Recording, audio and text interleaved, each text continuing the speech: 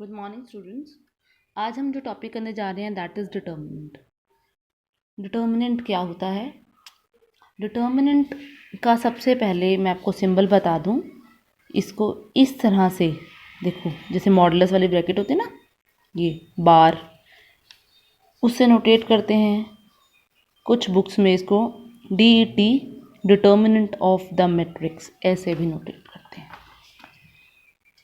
Matrix और determinant में एक डिफरेंस होता है। मैट्रिक्स कैसी भी हो सकती है, रेक्टेंगल मैट्रिक्स भी हो सकती है, स्क्वायर मैट्रिक्स भी हो सकती है, बट डिटर्मिनेंट सिर्फ एक स्क्वायर मैट्रिक्स का पॉसिबल होता है।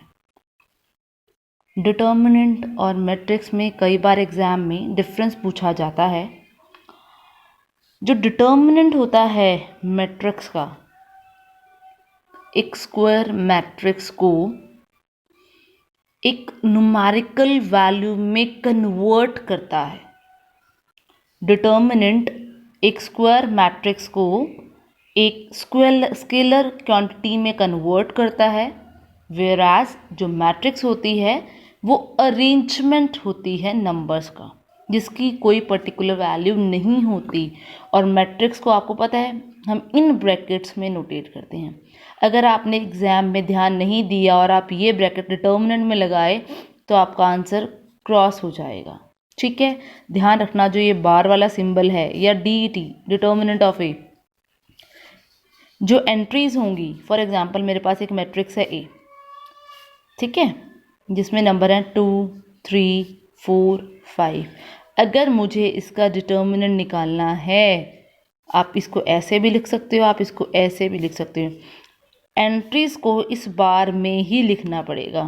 अगर आप इस बार में नहीं लिखोगे, अगर सपोज आपने डिटर्मिनेंट का सिंबल तो लगा दिया और इसको इसमें लिख दिया, तो ये चीज़ आपकी रॉन्ग होगी। प्लीज़ ध्यान रखना, डिटर्मिनेंट को सिर्फ और सिर्फ इन बार्स में आपने लिखना है। और एक और बात ध्यान रखना, डिटर्मिनेंट हमेशा एक स्क्वायर मैट्रिक्स का ही पॉसिबल है। मैं आपको फ़िलहाल 2x2 का बता रही हूँ, धीरे धीरे हम 3x3 का भी करेंगे। 2x2 का बता रही हूँ, बिल्कुल वैसे ही करना है जैसे मैंने क्वेश्चन लिखा, expand the following determinant. Question है मेरे पास, find the determinant of sine 10 degree minus cos 10 degree sine 80 degree cos 80 degree. Determinant, इसको इसके साथ मल्टीप्लाई करना है, इसको इसके साथ। जो ये वाला नंबर है ये इसके साथ मल्टीप्लाई होगा ऐसे। देखो मैं खुला लिख के दिखा रही हूँ दोबारा। ये है determinant, sine 10 degree minus cos 10 degree sine 80 degree cos 80 degree. इसको बेटा इसके साथ मल्टीप्लाई करना है, इसको। और जो ये नीचे वाली टर्म है इसको ऐसे, इन दोनों को मल्टीप्लाई करना है। साइन 10 डिग्री कॉस 80 डिग्री, बीच में आएगा माइनस का सिंबल। ठीक है, बीच में क्या आएगा, माइनस का सिंबल आएगा। इन दोनों को मल्टीप्लाई करो, क्या आएगा, माइनस कॉस 10 डिग्री। देखो कॉस के साथ माइनस है ना, और साइन 80 डिग्री। ये हो जाएगा sine 10 degree cos 80 degree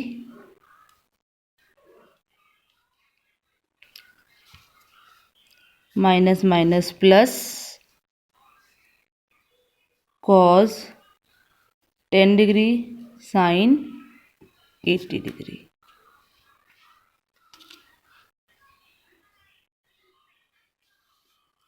sine A cos B plus cos A sine B, तो ये फॉर्मूला बन जाएगा आपका sine of A minus B का, sorry sine of A plus B का साइन 10 प्लस साइन 80, तो ये बन गया साइन 90। साइन 90 की वैल्यू होती है 1, तो आपका आंसर आ गया 1। इसको इससे मल्टीप्लाई करना है, माइनस इसको इससे मल्टीप्लाई करना है। नेक्स्ट है फाइंड द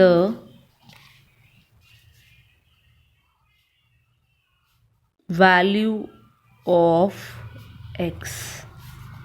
हमें दे रखा है क्वेश्चन, हमें x की वैल्यू निकालनी है बेटा। डिटर्मिनेंट देखो, सिंबल है डिटर्मिनेंट का, x minus 2 minus 3x 2x का determinant is equal to 3। Determinant में इसको इसके साथ मल्टीप्लाई, इसको इसके साथ, जब मैं इसको मल्टीप्लाई करूँगी तो x माइनस 2 को किसके साथ मल्टीप्लाई करना है, 2x के साथ, बीच में आएगा माइनस 3, इन दोनों को मल्टीप्लाई करना है। माइनस 3 को 3x के साथ करोगे, है ना, ये आ जाएगा 3। ध्यान रखना बीच में कौन सा सिंबल आएगा, माइनस का। जब आप इसको से मल्टीप्लाई करोगे तो आएगा 2x स्क्वायर माइनस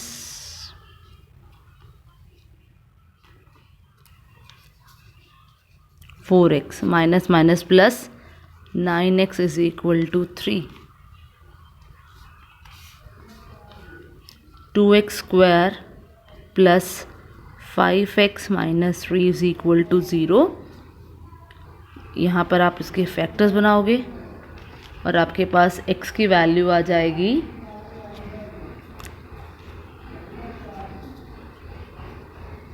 1/2 और -3। फैक्टर बना लोगे ना बेटा, ये आपका आंसर आ जाएगा।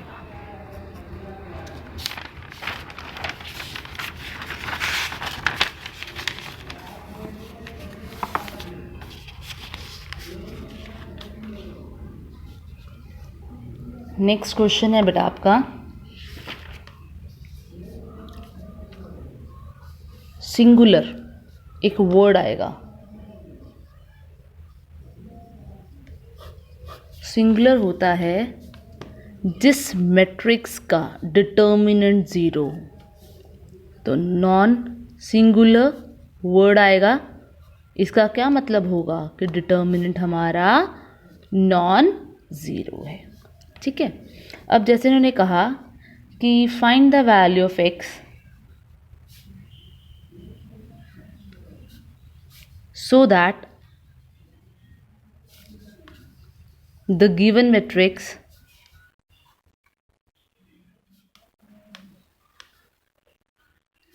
is singular। हमें कहा कि जो ये मैट्रिक्स है ये सिंगुलर है, सिंगुलर है ये मैट्रिक्स।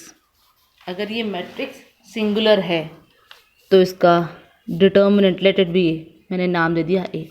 अगर ये मैट्रिक्स सिंगुलर है तो इसका डिटर्मिनेंट कैसा होगा, 0। मतलब 5 माइनस x 2 x प्लस 1 और 4, इसका डिटर्मिनेंट कैसा है, 0।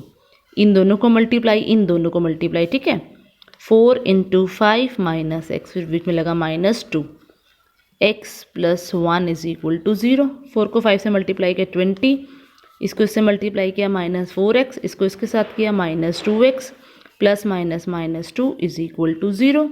ये हो जाएगा -6x plus 18 is equal to 0। That means x की वैल्यू आएगी 3। ये आपका हो गया आंसर। अब 3x3 मैट्रिक्स से पहले आपके पास एक टॉपिक आएगा बेटा, माइनर, और आएगा टॉपिक एंड कोफैक्टर्स। माइनर और कोफैक्टर के लिए आपको एक साथ बताऊंगी कि माइनर क्या होता है और कोफैक्टर क्या होता है। माइनर होता है, मैं डेफिनेशन लिख रही हूँ, माइनर क्या होता है। सबसे पहले लेट ए, क्योंकि जब माइनर और कोफैक्टर्स के डिटर्मिनेंट में बात आ रही है तो उस मैट्रिक्स को कैसा होना पड़ेगा, बी अ स्क्वायर मैट्रिक्स। हमने कोई भी एक स्क्वायर मैट्रिक्स ले ली, किसी भी ऑर्डर की ऑफ ऑर्डर एन बिकॉज ये n क्रॉस n है, स्क्वायर मैट्रिक्स है ना, ठीक है। अब जब ये n क्रॉस n में है, ऑर्डर n है, so that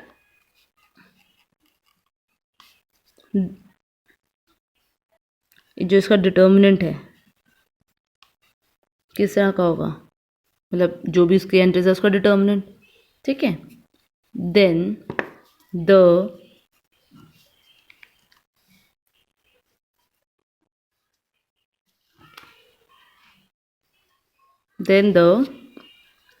determinant obtained by कैसे निकालना है, डिलीटिंग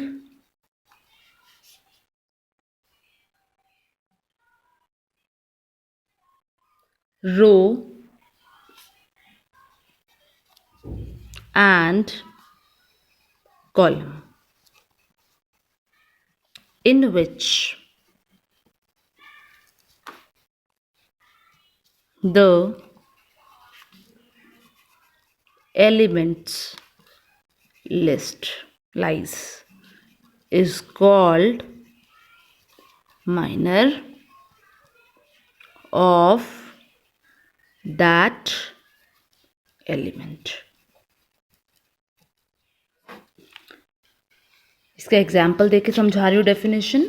डेफिनेशन कहती है माइनर की, फॉर एग्जाम्पल मेरे पास ये मैट्रिक्स है जिसका डिटर्मिनेंट है, ये मेरे पास एक डिटर्मिनेंट है 5 - 2 3 और 7, ठीक है। डेफिनेशन कहती है कि मुझे जो भी एलिमेंट लेना है, सपोज ये है 5, ठीक है। एक तो इसको m से नोटेट करते हैं, जितने भी एलिमेंट होंगे उतने ही माइनर्स होते हैं। जैसे फॉर एग्जांपल ये कौन सा एलिमेंट है, A11 है ना, ये कौन सा एलिमेंट है A11, ये कौन सा एलिमेंट है A12, ये कौन सा एलिमेंट है A21, दिस इज A22, ठीक है। माइनर कहता है कि जितने भी एलिमेंट है उसके कॉरस्पॉन्डिंग उतने ही माइनर्स मिलेंगे, M12, M21, M22। ये 11 के कॉरस्पॉन्डिंग, ये 12 के कॉरस्पॉन्डिंग, ये 21 के कॉरस्पॉन्डिंग, ये 22 के कॉरस्पॉन्डिंग। ये कहते हैं जब हम माइनर निकालते हैं जिस पर्टिकुलर एलिमेंट का, उसके अंदर जो रो और कॉलम आती है उनको छोड़ दो। जैसे अब ये है, ये इस रो और इस कॉलम में आ रहा है, ये इस रो में आ रहा है और इस कॉलम में आ रहा है, इनको छोड़ दो। उसके अलावा जो एलिमेंट बचेंगे उनका डिटर्मिनेंट या सिंगल एलिमेंट है, मतलब दैट मीन्स 7, ठीक। अब 1 2 ये वाला है, इस रो और इस कॉलम में आ रहा है, इस रो और इस कॉलम में आ रहा है, ये और ये गया तो बचा कौन सा 3। अब मैंने 2 1 के लिए निकाला, ये इस रो और इस कॉलम में आ रहा है, देखो कौन से बचे -2। जब मैंने 7 को देखा, ये इस रो और इस कॉलम में आ रहा है, बचा कौन सा बेटा 5। ये होता है माइनर। अब मैं आपको 3 क्रॉस 3 के माइनर लेके दिखा रही हूँ, साथ साथ ही मैं आपको कोफैक्टर्स बताऊंगी इधर। फॉर एग्जाम्पल मेरे पास एक मैट्रिक्स है जिसका मुझे, ये मैट्रिक्स ही मेरे पास जिसका मुझे माइनर निकालना था। अब मेरे पास 3 क्रॉस 3 ऑर्डर किया, 1 0 4 3 5 -1 0 1 2। मुझे इस मैट्रिक्स का माइनर निकालना है। 3 क्रॉस 3 की है तो एलिमेंट क्या होंगे, M11 M12 M13, फिर M21 M22 M23 M31 M32 M33, because जो एलिमेंट है उनके कॉरस्पॉन्डिंग। ध्यान से देखना बेटा, इसको हम कैसे निकाल रहे हैं। मैंने ये निकाला, ठीक है। जिस रो के अंदर आ रहा है उस वो रो डिलीट हो जाएगी, जिस कॉलम में आ रहा है ये, मतलब ये और ये डिलीट हो जाएगा, बचा ये। अब डिटर्मिनेंट की फॉर्म में आता है ये, इस बात का ध्यान रखना जब 2 क्रॉस 2 में आएगा। तो बचा क्या 5 -1 1 and 2। इसको इससे मल्टीप्लाई करना है, इसको इससे, जैसे डिटर्मिनेंट सॉल्व करते हैं 5 2 ज़ा 10, फिर -1 को 1 से करोगे तो -1, सिंप्लीफाई करोगे तो 10 + 1 11, ठीक है। अब आया M12, ये M12 इस कॉलम और इस रो में आ रहा है, इस कॉलम और इस रो में आ रहा है, तो जो कॉरस्पॉन्डिंग एलिमेंट बचे 3 0 -1 एंड 2। 3 2 ज़ा 6, इधर तो 0 हो जाएगा तो वैल्यू आ जाएगी 6। अब बारी M13 की, इसकी ये रो और ये कॉलम, ये रो और ये कॉलम छोड़ दो, बचा क्या? ये वाले एलिमेंट कौन से हैं? 3 0 5 एंड 1। 3 को 1 से मल्टीप्लाई करोगे तो आएगा 3 -0, दैट मीन्स 3। अब बारी आती है -2 1 की, ये वाला, मतलब सेकंड रो तो हमेशा डिलीट होगी। ये वाला कॉलम जिसके अंदर आया 0 4 1 और 2, ये रो तो डिलीट हो गई, ये कॉलम डिलीट हुआ, ये दो एलिमेंट रह गए, ये दो एलिमेंट रह गए। ये हो जाएगा 0 -4 1 ज़ा 4, दैट मीन्स -4। ठीक है। अब बारी आते हैं 2 2 5, ये रो ये कॉलम गया, ये रो और ये कॉलम, तो बचा क्या? 1 4 0 2। माइनर निकालना कैसे है बेटा? जिस भी एलिमेंट को लेना है उसकी कॉरस्पॉन्डिंग रो और कॉलम डिलीट कर दो, रो और कॉलम डिलीट कर दो। ये हो जाएगा आपका 2 1 ज़ा 2 -0, ये आ जाएगा 2। उसके बाद आपने लेना है 2 3, 2 3 है -1, ये रो गया, ये कॉलम, ये वाला एलिमेंट है ना, ये रो तो गई, ये कॉलम गया, ये रो गई, ये कॉलम, तो बचा 1 0 0 1। आउटपुट आएगी 0 -1 -1। सॉल्व करोगे तो इसके बाद हमने निकालना है M31, ये वाला एलिमेंट निकालना है। इस एलिमेंट के लिए आपके पास ये रो ये कॉलम, ये रो गया, ये कॉलम है ना, तो बचा क्या? देखो 0 4 5 और -1, इसको से मल्टीप्लाई करोगे 0 -20, आपके पास आ जाएगा -20। अब बारी आते M32, ये रो गई और कॉलम तो बीच वाला जाएगा ही, इधर और इधर वाले एलिमेंट आएंगे ना बेटा, ये तो चली जाएगी जिसके अंदर आया। जब देखो बचे कौन से एलिमेंट?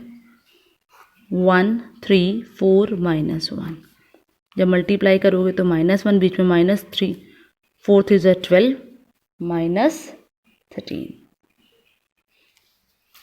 उसके बाद आपके पास आएगा लास्ट 3 3, ये रो गई, ये कॉलम, ये रो ये कॉलम, तो जो डिटर्मिनेंट आएगा 1 0 3 5, 1 0 1 3 0 5, ये वाला एलिमेंट है ना बेटा, ये रो गई, ये कॉलम, तो बचा क्या? 1 1 0 3 5, ये रो ये कॉलम 3 1 के लिए, ये जो ये एलिमेंट है इसके कॉरस्पॉन्डिंग की रो, इसके कॉरस्पॉन्डिंग कॉलम 1 0 3 5। देखो मैंने ये लिखा है 1 0 3 5। इसका मुझे क्या निकालना है? डिटर्मिनेंट निकालना है। इसका डिटर्मिनेंट कैसे निकालेंगे? वही इन दोनों का मल्टीप्लाई, 1 5 ज़ा 5 -0, आपका आंसर आएगा 5। ठीक, ये तो हमने निकाल दी बेटा माइनस। अब हमने निकालने हैं, दूसरा टॉपिक है आपके पास कोफैक्टर्स। कोफैक्टर कहता है, इसको हम ऐसे नोटेट करते हैं AIZ।